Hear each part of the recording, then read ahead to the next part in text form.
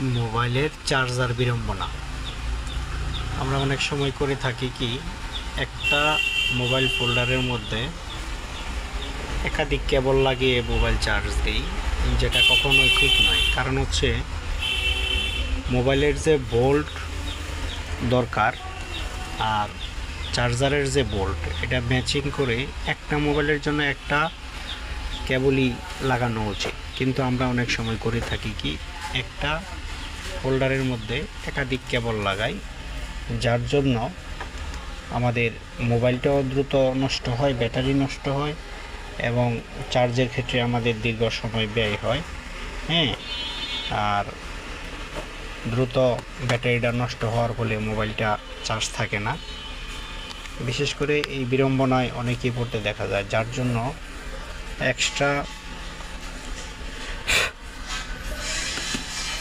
Mobile server battery সাথে রাখতে হয়, যেটাকে পাওয়ার ব্যাংক বলে। সুতরাং আমরা চেষ্টা করব একটি কেবল দিয়ে একটি হোল্ডার থেকে একটি মোবাইলই চার্জ দেওয়ার জন্য।